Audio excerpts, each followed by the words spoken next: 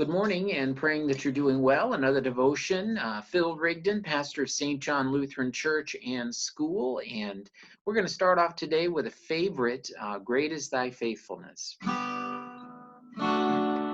Great is Thy faithfulness, O God, my Father.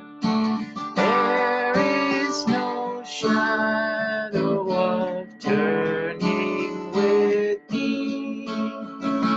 Thou changest not, thy compassions, they fail not.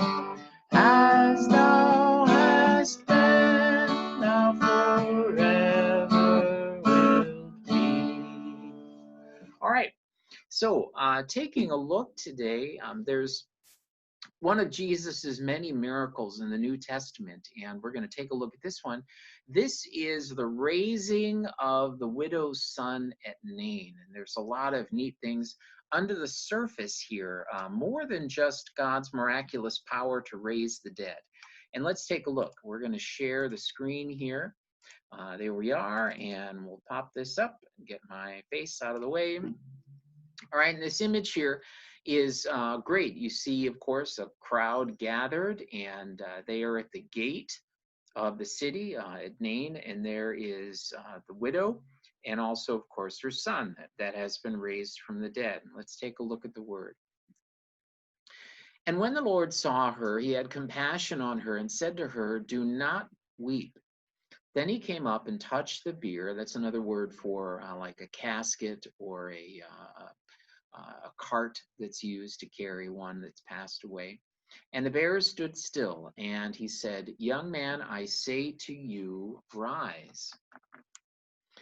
Then the dead man sat up and began to speak, and Jesus gave him to his mother. Fear seized them all, and they glorified God, saying, "A great prophet has arisen among us, and God has visited his people." And this report about him spread throughout the whole of Judea and the surrounding country. All right. Okay, so some things we need to know that makes this miracle much more meaningful.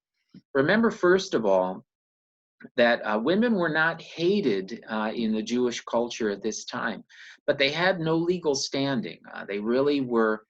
They weren't able to hold property or to accumulate wealth. They could also not work outside the home, which meant they had no means of providing for themselves. So they were completely dependent on their husband or on their male children, or perhaps an uncle or a cousin if they were a man.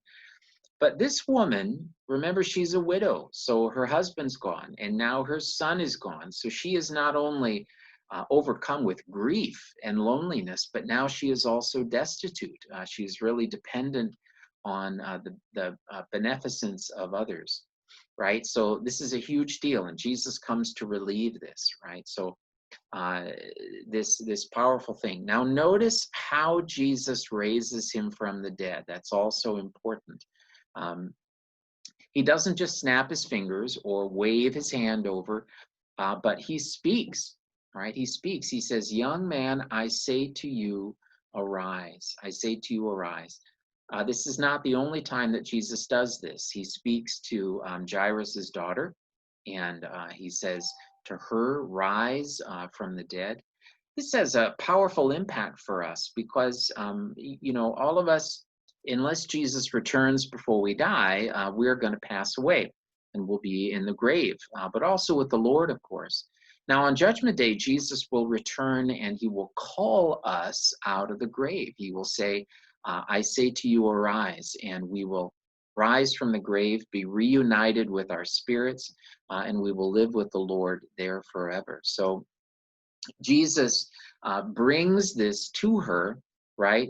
One other thing I wanted to point out, remember that according to the law of the Old Testament, if a Jew touched a dead body, they were ritually unclean and therefore unable to go to the temple or celebrate Passover, so on and so forth. So Jesus is doing something very big. Notice what he does. He comes up to it and he touches the bier. In other words, he touches this cart, this casket that's there, and he comes close to the body, right? So they are shocked. What this all shows is not that Jesus is canceling out the law, but rather that he is overcoming it. He is fulfilling it. So he is able to raise this man from the dead. And so he is no longer ritually unclean because he is merely touching someone who is alive. All right, so some neat stuff. And let me close this out. There's obviously a whole lot more that we could say. But what this does is it shows the Lord's great compassion for this woman who is without the means to take care of herself. She has her son back and a family member nearby, and also the means to live and to have the things that she needs. More importantly, though, we see here with Jesus, he comes to show his victory over death. Jesus has the power over death because, of course, he's God, but also because he will overcome death at the cross. Jesus will go to the cross, and there he will suffer and die. Remember, death is a result of sin. And so to conquer death, somebody has to pay for that sin, and that's Jesus Christ. So here Jesus is not only showing his power as God, but also a foretaste of what is coming, a foreshadow of what he's going to do. These are all great stuff. So we pray this has been a blessing to you, and we look forward to seeing you again in the future.